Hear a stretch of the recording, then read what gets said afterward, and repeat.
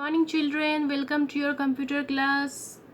Today I will show you little bit of editing in MS Paint, but before we start working we will refresh our device. And now we will open the window. Click on the icon, the window is open. Now I will move to our existing drawing. Click on this down arrow, click on open. This panel has come of our saved drawing. The scroll bar can be used to move the panel. Left click on the mouse to move this scroll bar. Say we want to work on this flowers.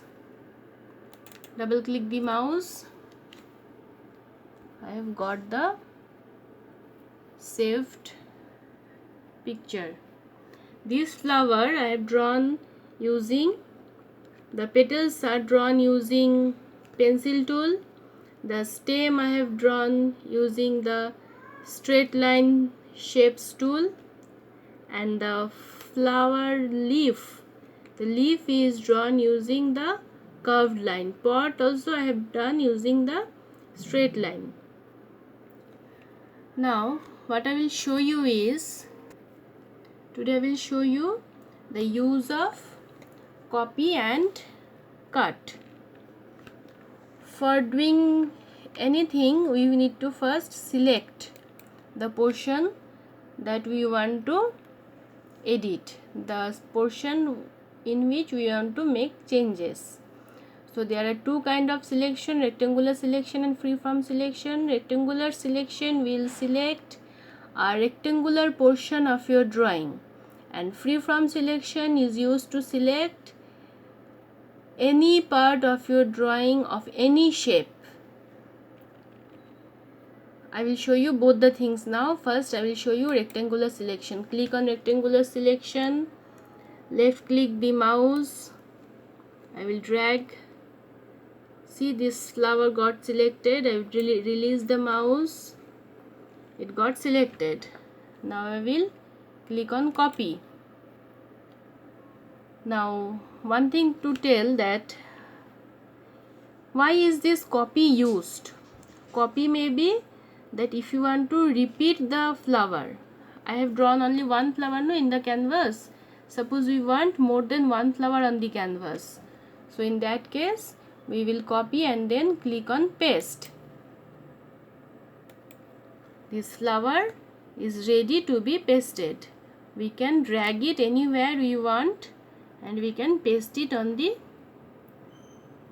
canvas.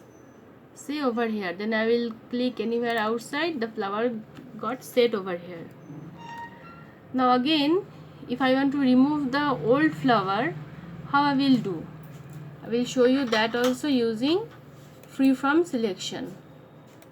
Click on freeform selection, select the flower. I will select the flower. Then if I click on this cut, this flower will be removed. You see, okay? As I will click on cut, the flower will get removed. Gone.